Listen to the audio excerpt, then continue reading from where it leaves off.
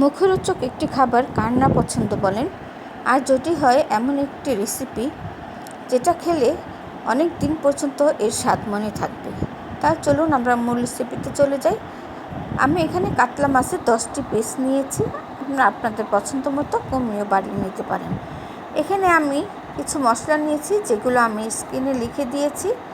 পরিমাণটা বললাম না, কারণ মাছ কেউ কম নেবেন, কেউ বেশি নেবেন, যার যার পছন্দ অনুযায়ী মশলাটা আপনারা দিয়ে নেবেন।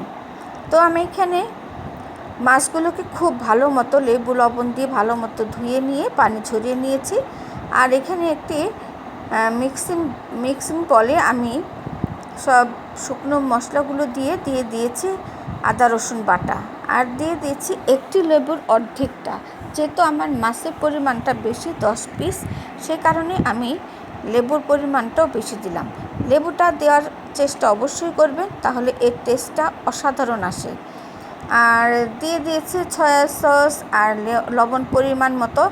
যেহেতু আমি ওখানে 2 ধরনের মশলা দিয়েছি যাতে লবণের পরিমাণটা থাকে ওখানে, সেই কারণে আমি লবণটা বুঝে দিয়েছি। আপনারাও লবণটা বুঝে দিবেন যদি আমার রেসিপিতে আপনারা এই মাছের রেসিপিটা করেন আর কি। তো এই মাছের ভাজাটা এতটাই মজা হয় মাশাআল্লাহ, আলহামদুলিল্লাহ। যেহেতু খেয়ে আমি ভয়েস দিচ্ছি, সেজন্য আমি বলতে পারি যে এর স্বাদটা কতটা হয়েছিল, এবং সবাই খুবই তৃপ্তি সহকারে খেয়েছি। এখানে আমি দিয়ে দিয়েছি 3 টেবিল চামচের মতো সরিষার তেল। আপনারা সরিষার তেলটা দেওয়ার চেষ্টা করবেন। সরিষার তেলটা দিলে এর যে মাছের যে স্বাদটা সেটা খুব ভালো আসে। আপনারা ইচ্ছা করলে সয়াবিন তেলও দিতে পারেন, কোনো সমস্যা নেই, তবে আমি সরিষার তেল দিয়েই করি। সবগুলো উপকরণ দেওয়ার পরে আমি মাছগুলোকে খুব ভালো মতো মিশিয়ে নিয়েছি। আর আমি এখানে কিন্তু ধনিয়া পাতার যে সস সেটা দিয়েছি, কিন্তু এটা মিষ্টি হবে না। যেহেতু আমি হাফ চামচ দিয়েছি, এখানে মিষ্টি হবে না, কিন্তু ধনিয়া পাতার যে একটা মিষ্টি ঘ্রাণ সেটা আপনারা পাবেন।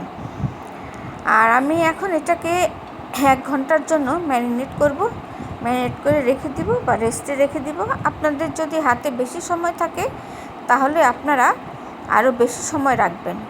মাছটা যত বেশি সময় ম্যারিনেট করে রাখবেন, এর টেস্টটা কিন্তু আরও ভালো আসবে।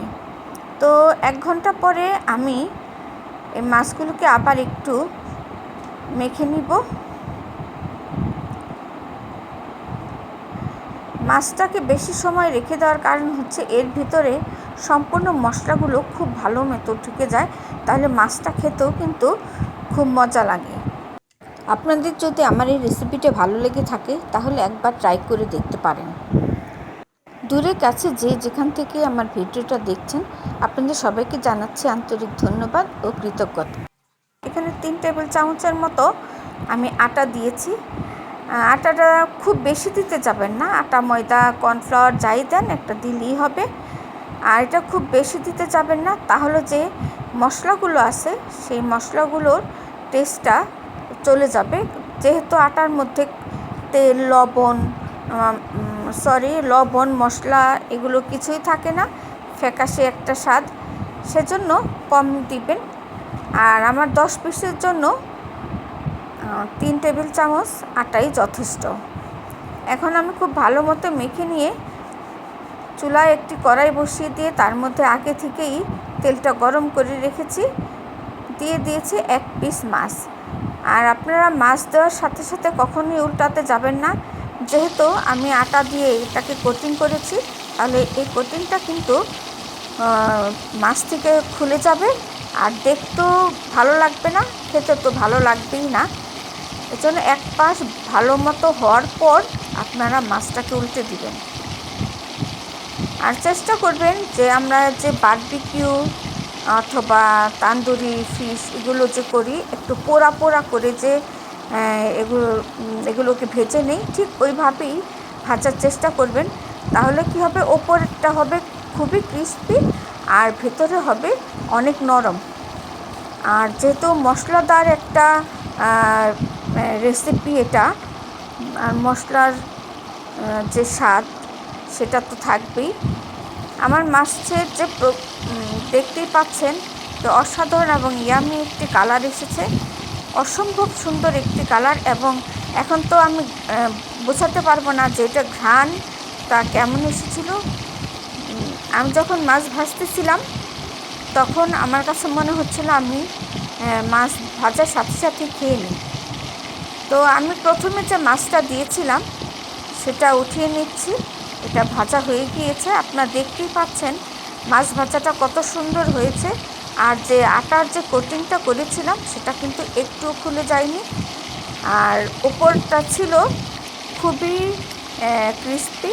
তো আমার সবগুলো মাছ কিন্তু ভাজা হয়ে গিয়েছে।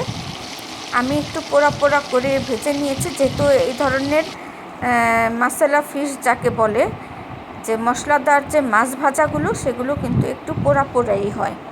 তো আপনারা কিন্তু এভাবে একটু বেশি করে ভেজে নেবেন। তো আমার মাছ ভাজার ফাইনাল লুকটা আমি আপনাদের দেখাচ্ছি।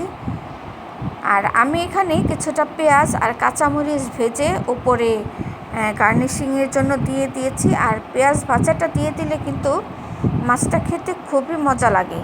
তো আপনারা ইচ্ছা করলে দিতেও পারেন, না দিতেও পারেন। আমার এই মাছ ভাজার রেসিপিটা আপনাদের কাছে কেমন লেগেছে অবশ্যই কমেন্ট করে জানাবেন। আজ তাহলে এখানেই বিদায় নিচ্ছি, দেখা হবে নতুন রেসিপিতে। আল্লাহ হাফেজ, আসসালামু আলাইকুম।